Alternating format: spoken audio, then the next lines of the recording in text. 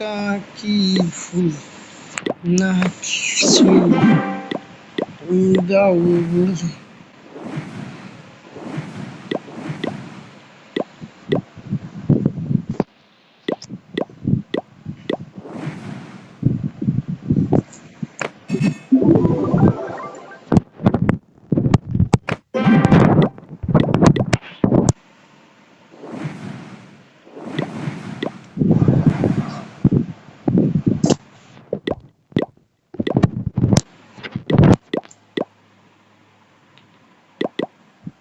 I would like to join your clan as I can join your. মাফ করে দিয়ে একটা প্রশান্ত আত্মাহীন মনে যা সাবির মতো আপনারাও জান্নাতি বানাবে কে الذين ينفقون في السراء والضراء والكاظمين الغيظ والعافين عن الناس والله يحب المحسنين আমার মুত্তাকি বান্দারা সব সময় দান করে আমার মুত্তাকি বান্দারা রাতকে নিয়ন্ত্রণ করে আমার মুত্তাকি বান্দারা অন্যের ব্যাপারে হিংসা বিদ্বেষ করে রাখে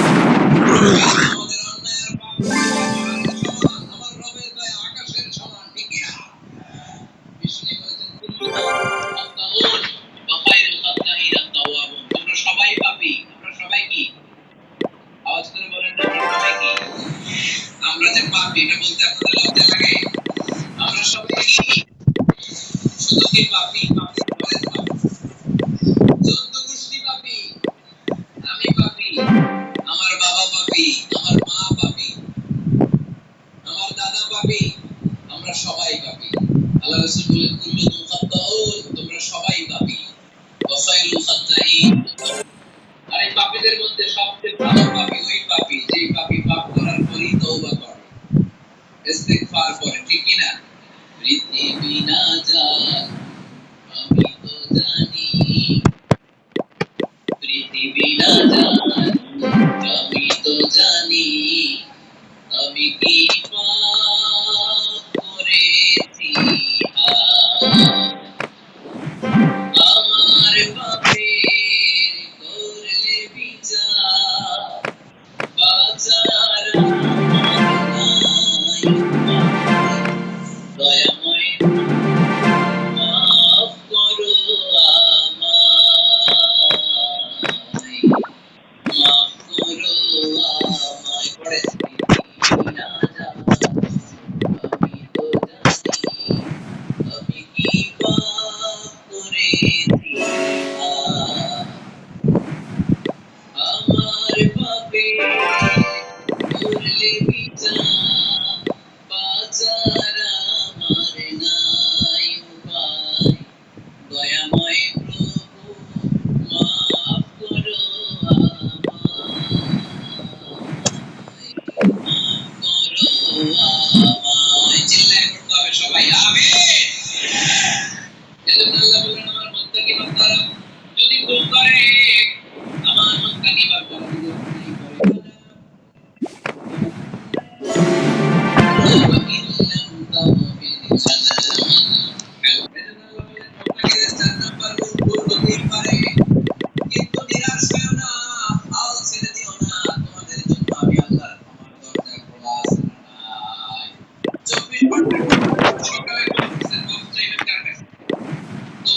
গেছে, মাফ চাবেন কার কাছে? রাতে ভুল হয়েছে, মাফ চাবেন কার কাছে? কারণ মুমিন বান্দারা জানে আমাইয়া মুফিরুদ দুনুবা ইল্লাল্লাহ। মুত্তাকিনরা জানে আল্লাহ ছাড়া গুনাহ ক্ষমা করার কেউ নাই। এই গুনাহ আমরা ক্ষমা চাই কার কাছে? যদি পাপ হয়ে যায়, অন্যায় হয়ে যায়, ওযু করে যায় নামাজটা বিছিয়ে চোখের পানি ছেড়ে দেন, চোখের পানি চোখ বেয়ে নাকের ডগা বেয়ে জমিনে পড়ার আগে বান্দার জীবনের সব গুনাহ মাফ করে দেয় কে? চোখের পানি ছেড়ে দেওয়ার বলেন আল্লাহ, ومن يغفر الذنوب إلا الله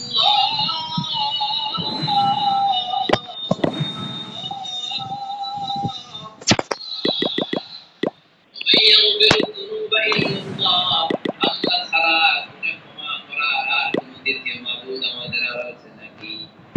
চোখের পানি ছেড়ে দিয়ে আল্লাহর কাছে বলেন, আল্লাহ আমি ছাড়া তোমার গোলামের অভাব নাই, অভাব আছে? আমি ছাড়া তোমার বান্দার অভাব নাই, আমি ছাড়া তোমার গোলামের অভাব নাই, কিন্তু তুমি ছাড়া আমার কোনো রব নাই, ঠিক না? আমার গুনাহ ক্ষমা করার মতো দ্বিতীয় কোনো মালিক নাই, দ্বিতীয় কোনো রব নাই, দ্বিতীয় কোনো প্রভু নাই। তুমি যদি ফিরিয়ে দাও কোথাও যাওয়ার Cause I এভাবে চোখের পানি ছেড়ে ক্ষমা চাইলে মাফ করে কে? cause I lost my আল্লাহ বলে মুত্তাকিদের বন্ধুত্ব এখানে plans. কোনো সময় ভুল হয়, কিন্তু ভুল হয় মানে আল্লাহর কাছে মাফ চাইলে বিকেলে ওইটা আবার করা যাবে? সকালে কাজে বিকেলে মাফ চান, এরপরের দিন আবার ভেজাল দেন, আবার মাফ চান, তারপরের দিন বাজারে আবার ভেজাল দেন, তারপরে মাফ চান। এরকম করলে মুত্তাকি হওয়া যাবে না। একবার যখন আমি আমার ভুল বুঝতে পেরেছি, আমি চোখের পানি ছেড়ে আল্লাহর কাছে ক্ষমা চাবো, আর জীবনে ওই পাপ কাজ আমার দ্বারা হবে না। চিল্লায়ে বলেন ঠিক কিনা? এই পাঁচটা গুণ যার মধ্যে থাকবে তাদেরকে বলে মুত্তাকি। তাদেরকে কি বলে? তাদের জন্য ক্ষমা আর জান্নাত প্রস্তুত করে রেখেছে কে? এই ক্ষমা আর জান্নাত হচ্ছে ডান দিক, আর বাম দিকে আছে জাহান্নাম। এবার আমাদের সিদ্ধান্ত নিতে হবে, আমরা ডানে যাব না বায়ে যাব। কিশোরগঞ্জের ভাইয়েরা আওয়াজ করে বলেন, আমরা কি ডানে যাব না বায়ে? আমরা সবাই মুত্তাকি হতে চাই কি চাই না? মুত্তাকিদের কয় গুণ? আরো জোরে বলেন। এক নাম্বার, আওয়াজ করে বলেন। মাশাআল্লাহ, সচ্ছল অবস্থায় দান করে। দুই নাম্বার, রাগকে নিয়ন্ত্রণ করে। তিন নাম্বার, মানুষকে ক্ষমা করে। চার নাম্বার, ভুল হলে তওবা করে কার কাছে? পাঁচ নাম্বার, পারতপক্ষে ওই ভুল সেরা রিপিট করে। আমাদের এই শপথ নেওয়া দরকার যে আমরা জাতি হিসেবে আরো সভ্য হব, আরো সিভিলাইজ হব, আরো ভদ্র হব, আরো নম্র হব, ঠিক কিনা?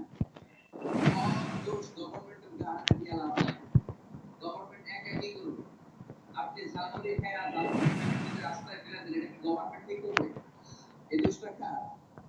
যেই জাতি এক জায়গায় প্রোগ্রাম করে ওখানে টিস্যু পেপার ফেলে যায়, পানি খেয়ে বোতলটা নিয়ে যায় না, ঝালমুড়ি খেয়ে প্যাকেটটা রেখে যায়, ওই দেশের গভর্নমেন্ট ওই জাতি ঠিক করতে পারবে না।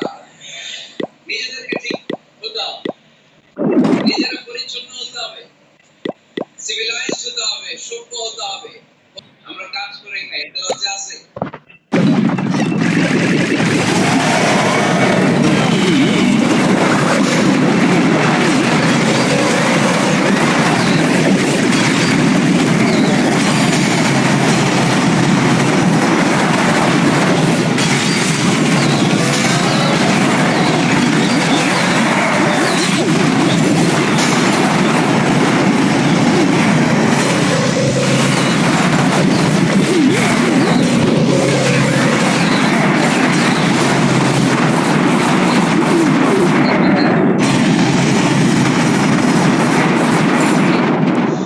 জিন জাতিকে রিজিক দেয় কে? প্রাণীকুলকে রিজিক দেয় কে? মৎস্যকুলকে রিজিক দেয় কে? পবিত্র কালামুল, এটা পড়েন আপনারা? আমাদেরকে অনেক সময় জিন ভূত আসর করে না? আসর করে। কিশোরগঞ্জে বোধহয় জিন ভূত কম না? একবার শেষদারত অবস্থায় আল্লাহ রাসূল সাল্লাল্লাহু আলাইহি ওয়াসাল্লামের হাতে একটা বিচ্ছু পোকা কামড়েছিল, তিনি খুব ব্যথা পেলেন। আম্মা জান আয়েশা বললেন, আয়েশাকে বললেন লবণের পানি গরম দাও। আল্লাহ রাসূল সাল্লাল্লাহু আলাইহি ওয়াসাল্লাম করলেন, আয়েশার উপরে ফু দিলেন। লবণের পানি ঢালা শেষ, ফু দেওয়া শেষ, এখন ব্যথাও শেষ। এভাবে নিমেষেই আমরা সুস্থ হয়ে যেতে পারি। কোরআনের দেয়া যত যত এটা আমাদের কল্যাণের জন্য দিয়েছে। আমরা অনেক থাকি তারা মধু খেতে পারেন, বেশি করে মধু খেলে কালিজিরা খেতে পারেন, কালিজিরা হাব্বাতুস সাওদা মিন কুল্লি দাইন লাসাম, মৃত্যু ছাড়া সব রোগের ওষুধ। কালিজিরা পাওয়া যায় কিশোরগঞ্জে। কালিজিরারে কি বলেন আপনারা? মাশাআল্লাহ, কালোজিরা। আপনাদের ভাষা অনেক সুন্দর। কিশোরগঞ্জ, ময়মনসিংহ, আপনাদের ভাষা অনেক সুন্দর। তো এই কালোজিরা মধুর সাথে মিক্স করে খাবেন, কুচকে যায় না, চেহারা উজ্জ্বল থাকে।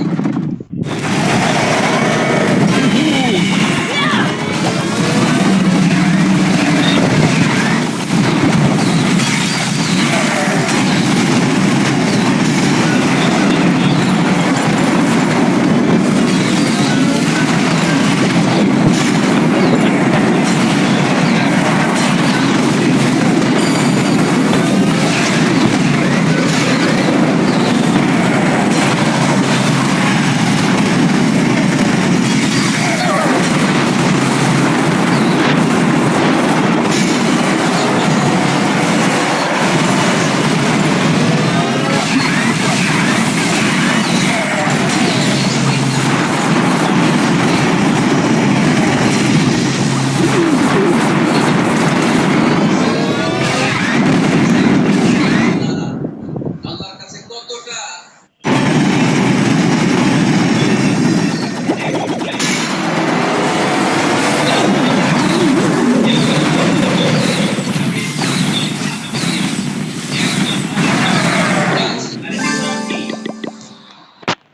একটা নারীর নামে আল্লাহ সূরা ডেডিকেট করেছেন।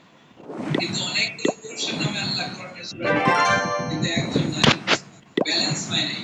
এজন্য ব্যালেন্স করার জন্য আল্লাহ তাআলা সব নারীদেরকে একসাথে করে সূরাতুন নিসা নাযিল করেছেন, যাতে সব নারীরা খুশি হয়। নারীদেরকে কিন্তু খুশি রাখতে হয়, ঠিক কি না?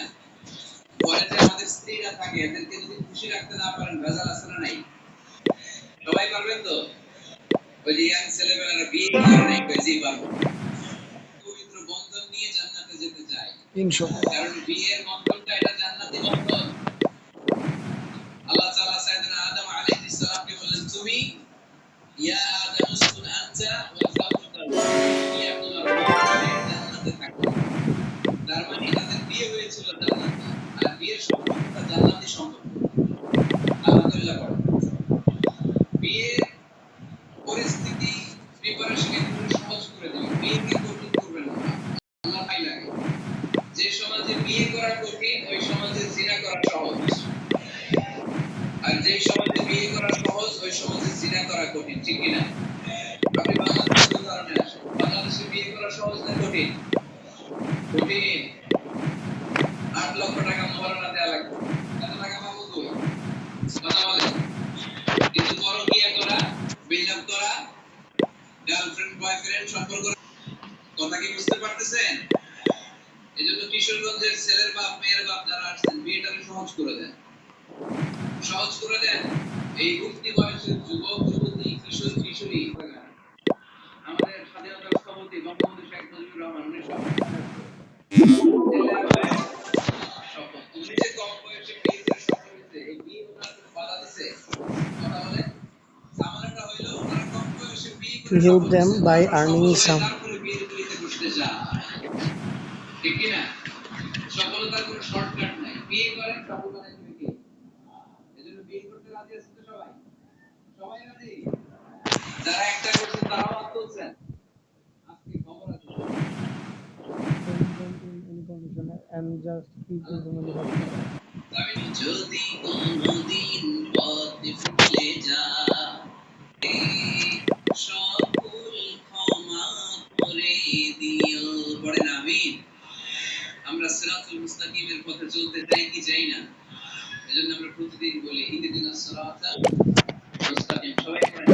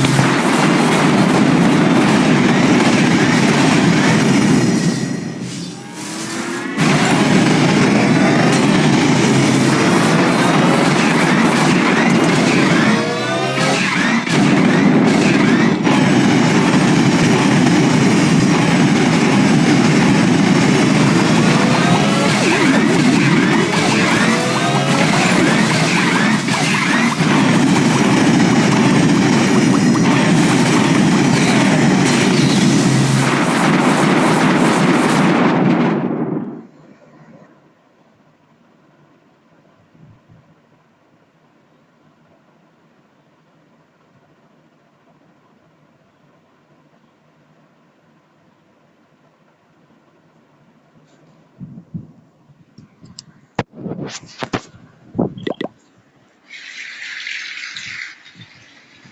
everybody. खतरों से खेलने वाला जवाई राजा मुझे लगता है इंडिया में हर जवाई राजा कभी ना कभी खतरों से खेलता ही है. So quite a lot has been said.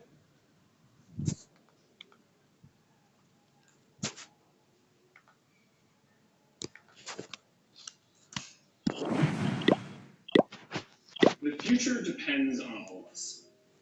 And whether you like Facebook or not, I think we need to recognize what is at stake and come together to stand for voice and free. The future depends on all of us.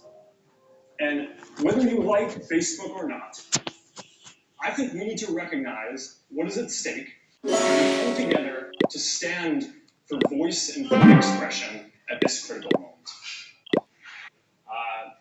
Before we get started, I just want to take a moment to acknowledge that today we lost an icon, Elijah Cummings. He was a powerful voice for equality and for social progress and for bringing people together.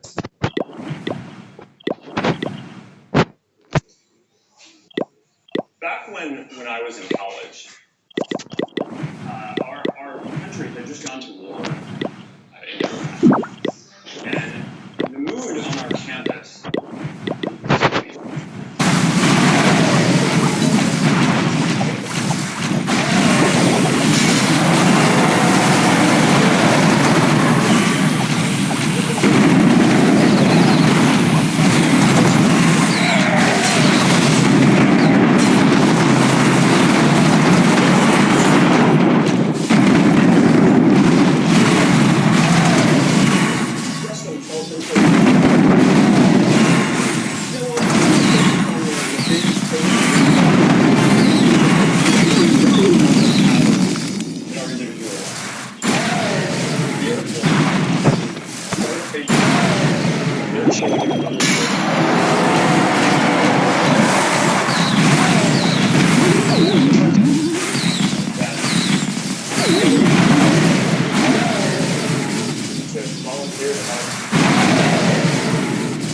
Small business entrepreneurs sophisticated tools that all the big guys use. They can get their voice out, reach customers, create more jobs in their town, and become a social hub in their community. Progress and social cohesion come from billions of stories like this happening all around the world. People having and people no longer have to rely on traditional gatekeepers in politics or media to make their voices heard, and that has important consequences. And I understand the concern that people have about how tech platforms have centralized power. But I actually believe that the much bigger story is how much these platforms have decentralized power by putting it directly into people's hands. It's part of this amazing expansion of voice that we've experienced through law and culture and now technology as well. So giving people a voice and broadening that when America was deeply polarized about its role in World War I, and the Supreme Court ruled at the time that socialist leader Eugene Debs could be imprisoned for making an anti-war speech. In the end,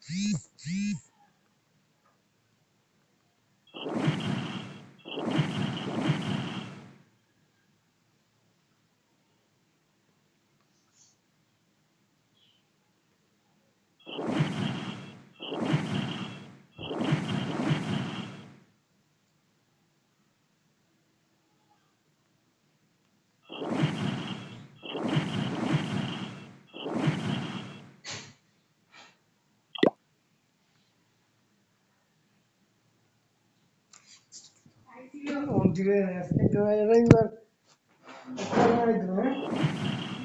আজকে রাইব মনে হয় আইনি দশ রবিবার হ্যাঁ ঠান্ডা চাই না কি আছে বাড়ি Wasn't the answer, and in fact, it often ends up hurting the minority group that we seek to protect. Now, from where we are today, it seems obvious that, of course, protests for civil rights or making a speech against war should be allowed. Yet, this desire to suppress this expression is felt deeply by. ও এরে মানে সাইজটা same কিন্তু চুলের স্টাইলে দিয়ে বুঝতেছি না চুল দিয়ে এত শুরু করে লেছি আজকে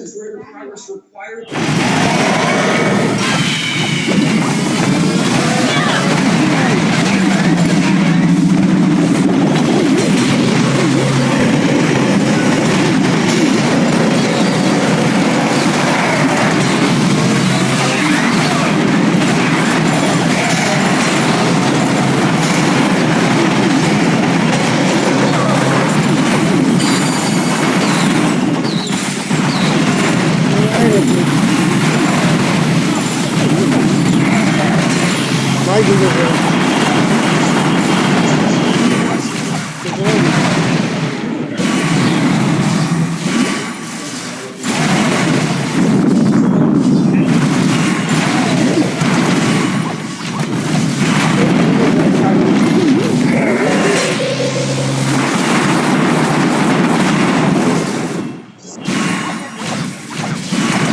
হ্যাঁ এখন তো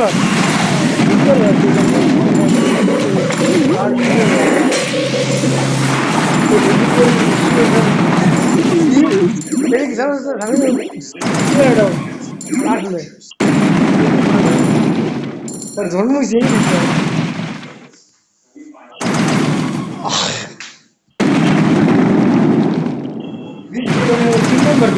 নম্বর ধনী I see three major threats ahead. Seeing laws and regulations around the world that undermine civil rights. Really troubling us where there isn't democracy. It's even worse when countries try